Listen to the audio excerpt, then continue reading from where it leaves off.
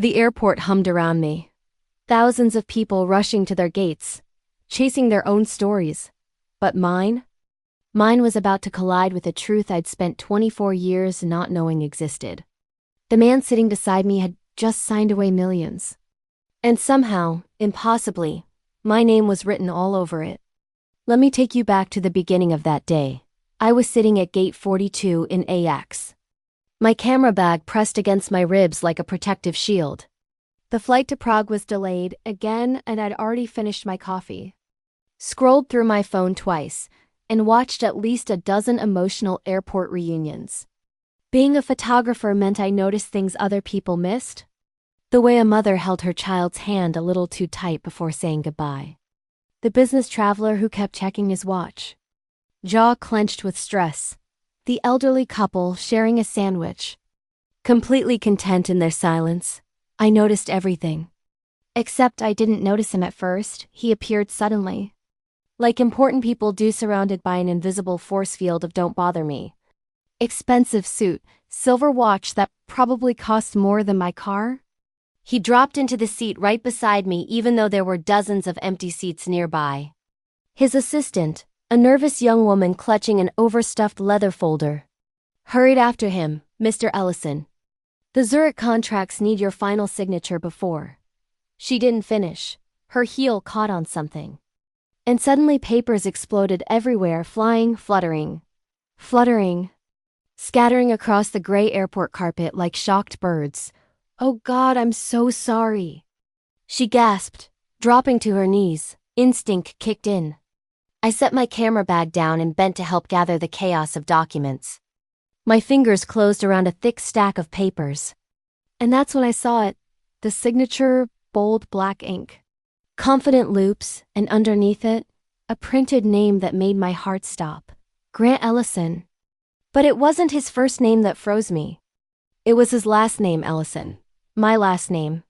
My mother's last name, the name I'd carried my entire life. My hands started shaking. I tried to make sense of it. Coincidence, common name. Maybe I was reading it wrong, but then I saw the document header. Ellison Global Capital, Trust Restructuring and Asset Transfer. My throat went dry. The man, Mr. Ellison, leaned down, reaching for the papers I held. His hand brushed mine, and our eyes met. That's when everything changed. His gaze dropped to my hands, to the boarding pass I tucked between the documents, to my passport, slightly visible, with my full name printed clearly, Arden Cole Ellison. The color drained from his face. His assistant kept babbling apologies, gathering pages, but he didn't move. He just stared at my passport like it was a ghost. "I am sorry," I stammered, handing him the papers. I was just trying to help, but he didn't take them instead. His pen slipped from his fingers and clattered onto the floor. His voice came out rough, broken. "Who are your parents?" I blinked. "What?" "Your mother." His eyes were wild now, desperate. "What's your mother's name?" A chill ran down my spine. Around us, people rushed past, completely unaware that my entire world was tilting sideways. "Why would you?" "Please," the word cracked in the middle. This powerful man, this stranger in his $1,000 suit, looked like he might shatter. "Please tell me." My heartbeat thundered in my ears. Mara Cole," I said. He made a sound I'll never forget, something between a gasp and a sob. And then he said the three words that destroyed everything I thought I knew. "She had you." Have you ever had a moment where your entire past suddenly becomes a lie? Where every memory, every story you've been told, every piece of your identity cracks down the middle. I stood there in the middle of AX, holding documents I didn't understand, staring at a man I'd never met, and somehow I knew. This stranger wasn't a stranger at all. "I don't understand," I whispered. "Grant Ellison," because yes, that was his name, pressed his palms against his eyes. His assistant had finally gathered all the papers and was watching us with growing alarm. "Mr. Ellison?" "Sir, are you all right? Should I call?" "Give us a minute," he said hoarsely. "Please." She hesitated, then backed away, clutching the files against her chest. He looked at me again. really looked at me. And I saw recognition breaking across his features like dawn. You have her eyes, God. You have her exact eyes. Who are you? My voice came out harder than I intended. And how do you know my mother? I didn't just know her. He swallowed hard. Arden, your name is Arden, right? I loved her. I loved her more than anything in this world. The airport sounds faded. The announcements, the rolling suitcases. The crying baby 3 gates over all of it became background static. 25 years ago. He continued, his voice shaking. Your mother and I were together, we were young. She worked at a coffee shop near my college. And I was just a kid trying to figure out life. We fell in love, real love. The kind that makes you believe anything is possible. My mother never talked about my father ever when I asked as a child. She'd get this faraway look and say, he's gone, sweetheart. Some people aren't meant to stay. I stopped asking eventually. But my mother, Grant continued bitterly. She had different plans for me. Loretta Ellison doesn't accept anything less than perfection. And Mara, your mother, she wasn't from the right family. Didn't have the right connections, so my mother did what she always does. What? I barely recognized my own voice. She destroyed us. He told me everything right there in the terminal. How his mother had hired private investigators to dig into Mara's past. How she'd fabricated evidence that Mara was only with him for money. How she'd offered my mother $100,000 to disappear. Mara refused, Grant said. His hands clenched into fists. So my mother got creative. She told me Mara had taken the money and left. She showed me fake bank records. Fake letters. I was 22 years old. And I believed her. And my mother? I asked, tears burning behind my eyes. My mother told her that I'd gotten engaged to someone else. That I'd called her a... He couldn't finish. She made Mara believe I wanted nothing to do with her. That I'd said horrible things. Things I never said. My chest ached. So she left. She disappeared. His voice broke again. I looked for her for years. I looked. Hired investigators, searched social media. Checked every database, but your mother, she's smart. She changed her life completely, used her maiden name. Cole, I whispered. Cole, he repeated. I never knew she was pregnant. I never knew about you. Silence stretched between us.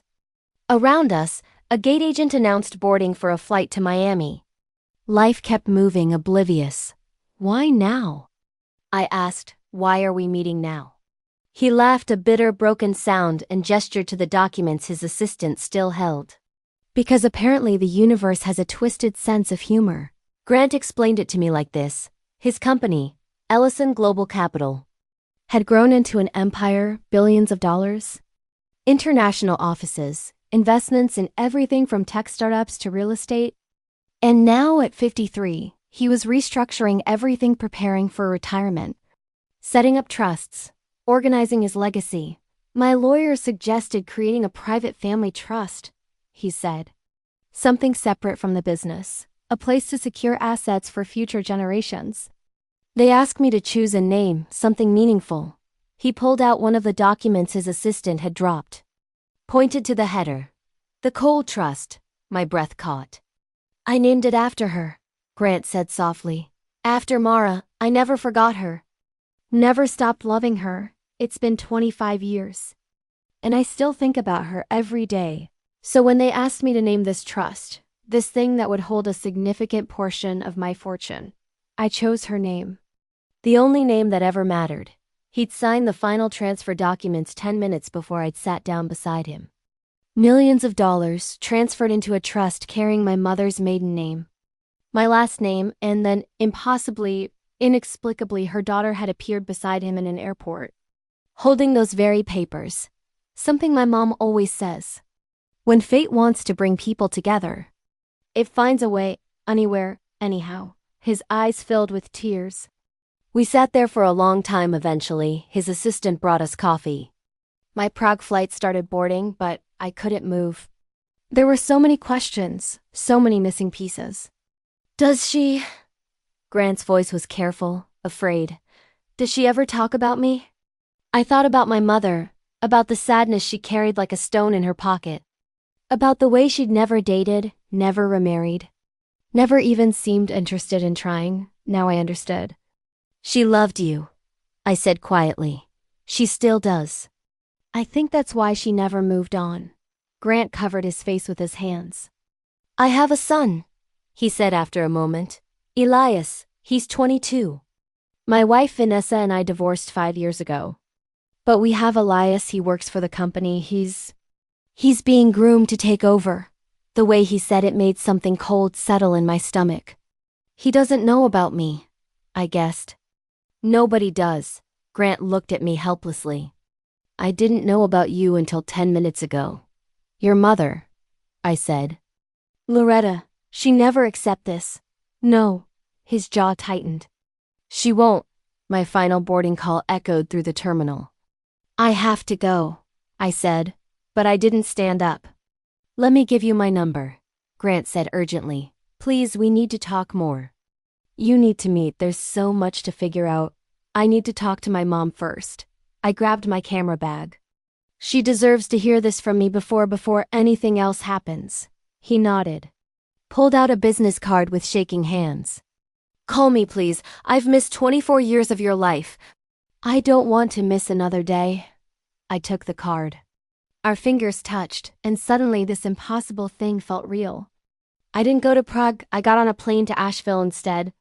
My heart hammering the entire flight. When I landed, it was almost midnight. I drove straight to my mother's small house on the edge of town, the house we'd lived in since I was 7. The house she'd bought with tips and overtime and determination.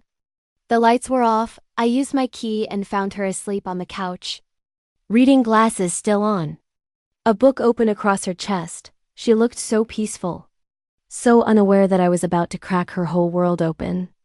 Mom, I whispered. She stirred, blinked. Saw me standing there and sat up quickly. Arden? Honey, what aren't you supposed to be in Prague? What happened? I sat down beside her, took her hands in mine.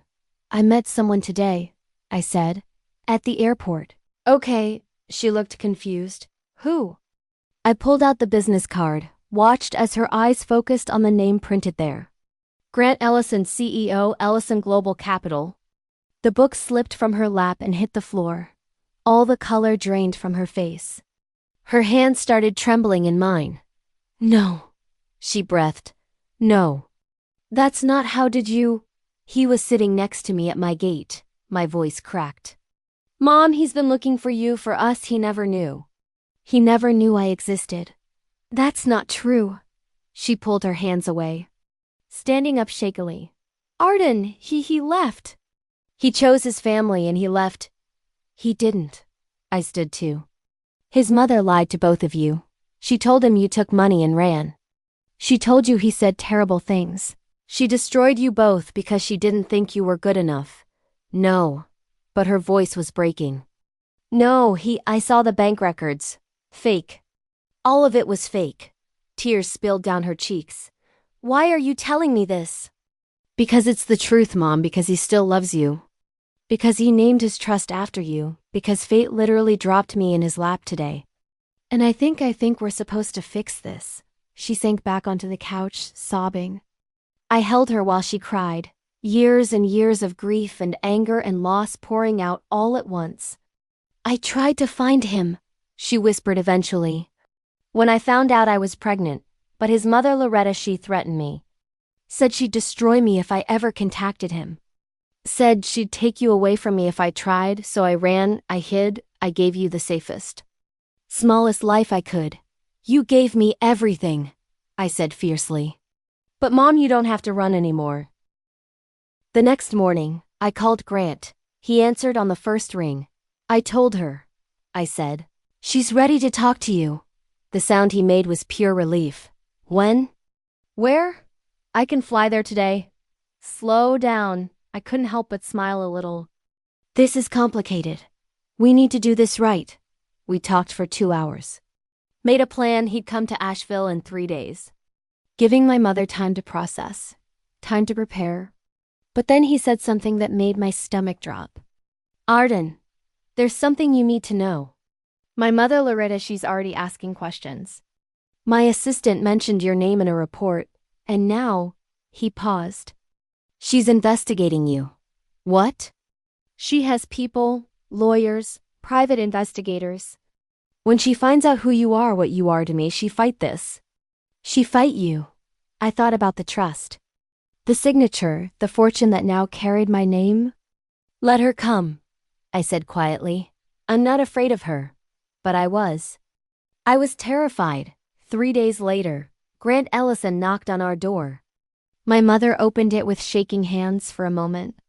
They just stared at each other, 25 years of pain and longing suspended in the space between them.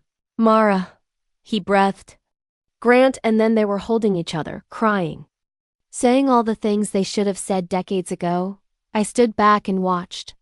My camera instincts kicking in, cataloging the moment, the light, the raw emotion. This was the kind of scene I'd spent years trying to capture in other people's stories. I never thought I'd witness it in my own. We spent the weekend together, talking, crying, laughing, piecing together the missing years. Grant told us everything about his life. The loveless marriage to Vanessa that had ended in divorce. The son who'd grown up cold and calculating under Loretta's influence. The empire he'd built while carrying a Mara-shaped hole in his heart. My mother told him about raising me alone, about working 3 jobs to put me through school. About teaching me to be strong because she'd had to be strong. And I just listened, watching my family come together for the first time in my life. But the peace didn't last long on Monday morning. Grant's phone exploded with messages. His assistant, his lawyers, his mother. Loretta Ellison knew. She demanded a meeting. Not asked, demanded. At her estate in San Francisco, that same week. I have to go, Grant said grimly. And I think you should come with me. My mother went pale. Grant, I can't. Your mother tried to destroy me once. I won't give her another chance. She can't hurt you anymore, he said firmly. Not with me standing beside you. And Arden, he looked at me. You deserve to meet your grandmother, even if she's a nightmare. So that's how I found myself on a plane to San Francisco. Sitting between my parents, my actual, real, together parents flying toward a confrontation 25 years in the making. The Ellison estate was exactly what I expected. Massive. Cold, perfect, like a museum pretending to be a home. Loretta Ellison waited in a sitting room that probably cost more than my entire neighborhood. She was in her 70s but looked ageless in that way rich people do, sharp eyes. Expensive clothes. An aura of absolute control. Beside her sat a younger man. Late 20s, handsome in a corporate way. With eyes that assessed me like I was a problem to solve. Elias, my half-brother. So, Loretta said. Her voice like cut glass. This is the girl. Not granddaughter. Not even child, just the girl. Grant's hand tightened on my mother's. Mother, this is Arden, your granddaughter. And Mara, you remember Mara. I remember a poor girl who tried to trap my son, Loretta said coldly. And I see she finally succeeded. My mother flinched. I felt rage building in my chest. Actually, I said, surprised by how steady my voice sounded. She didn't trap anyone. You lied to them both. You destroyed their lives. Because you're so obsessed with control that you couldn't stand the idea of your son choosing his own happiness. Loretta's eyes narrowed. Careful, child. You have no idea what you're walking into. I know enough. I pulled out my phone. Opened the Photos app, showed her the documents I'd photographed. I know my father signed trust papers 3 days before we met.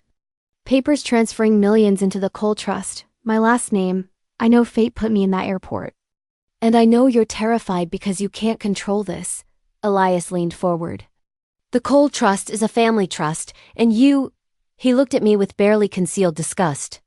You're not family. DNA says otherwise, Grant said sharply. Arden is my daughter, that makes her an Ellison. Whether you like it or not. A daughter you didn't know existed until last week. Loretta shot back. How convenient that she appears right when you're restructuring your assets. How much is she asking for Grant? What's her price? I'm not asking for anything, I said. I didn't even know you existed. But Loretta wasn't listening. She was already moving, playing chess while we were stuck playing checkers. "Here's what's going to happen," she said. "You'll take a paternity test to confirm. Then we'll handle this quietly as settlement and NDA. And you'll disappear back to whatever small town you crawled out of." "No," Grant stood up. "She's my daughter. She's staying in my life. And if you try to push her out like you pushed out Mara, I'll remove you from every board, every trust, every piece of this family you've controlled for decades." The room went silent. Loretta stared at her son like she didn't recognize him. "You wouldn't dare. Try me." The next few weeks were war. Loretta hired lawyers, demanded tests, contested everything. Elias joined her, terrified that I'd somehow steal his inheritance, his position, his carefully constructed life. But we fought back. The paternity test came back positive, not that there was ever any doubt. I was Grant's daughter, legally and completely. My mother and Grant rekindled their relationship. 25 years of longing finally allowed to breathe. They were careful, taking it slow.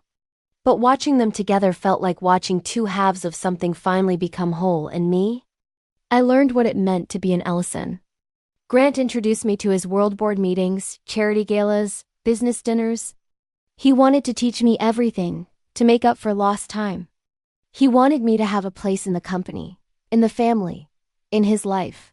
But Loretta wouldn't stop. She spread rumors, claimed I was a con artist, told business associates that I was mentally unstable, that my mother had brainwashed me, that this was all an elaborate scheme. Elias was worse. He started a whisper campaign at the company, poisoning employees against me before I'd even officially joined. He made it clear there was only room for one heir, and it wasn't going to be me. "I can't do this," I told Grant one night, after another brutal family dinner where Loretta had spent 2 hours subtly insulting everything about me. "This isn't worth it. You have a son, you have a family. I'm messing everything up."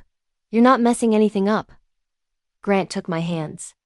Exactly like I'd taken my mother's that night in Asheville, Arden. "I've lived 53 years feeling like something was missing. Now I know what it was. It was you. It was knowing I had a daughter out there somewhere. Don't let my mother take this away from us again. She's so strong," I whispered. "So are you." He smiled. "You're Mara's daughter, and mine. That makes you stronger than all of them combined." The breaking point came at the annual Ellison Global Capital Investor Meeting. It was supposed to be routine. Grant presenting the year's numbers, introducing new initiatives, thanking the board, hundreds of investors, millions of dollars, all the sharks circling. Loretta had planned something. I could see it in her eyes. Sure enough, during the Q&A section, one of her planted investors stood up. "Mr. Ellison, there are rumors about your personal life affecting the company. Questions about your judgment. Can you address the concerns about this new family situation?" The room went quiet. Grant stood at the podium, calm and collected. "I'm glad you asked. I'd like to introduce someone." He gestured to me. I was sitting in the back, trying to be invisible. "This is my daughter, Arden Ellison. Some of you may have heard rumors. Let me replace them with facts. I recently discovered I have a daughter I didn't know existed. Her mother and I were separated 25 years ago through manipulation and lies. But fate," he smiled at me, "fate brought us back together.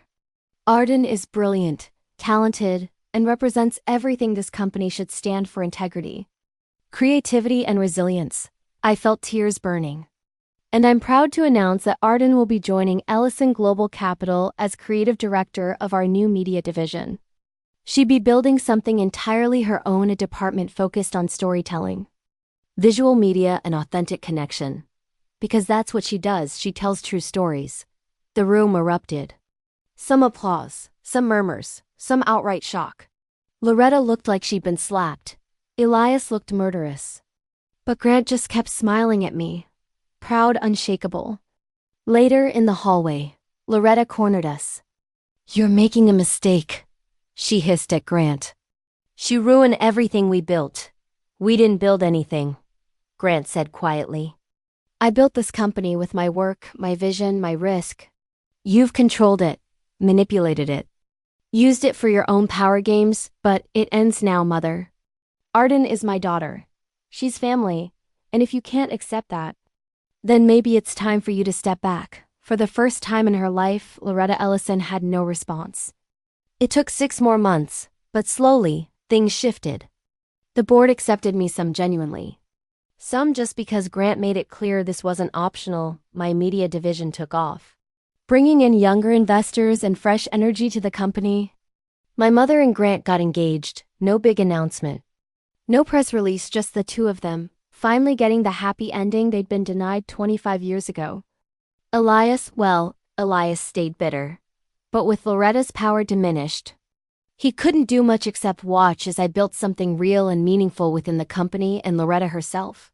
She never apologized, never admitted she was wrong. But she stopped fighting, stopped spreading rumors. At family dinners, she ignored me, which honestly felt like a victory. As for me, I kept taking photographs, kept telling stories. But now I did it with resources, support, and a family I'd never thought I'd have. 2 years after that airport meeting, my parents got married in a small ceremony in Asheville, just family and close friends, no press, no spectacle, just two people who'd loved each other for 27 years finally getting to say, I do. I photographed the wedding. My first time shooting my own family story. Even Loretta came. She didn't smile, didn't apologize, but she came. And when Grant and Mara kissed, I saw something flicker across her face, maybe regret, maybe just acceptance. Elias didn't come. Some wounds take longer to heal, but me? I stood there behind my camera, capturing the moment my family became whole. And I understood something profound.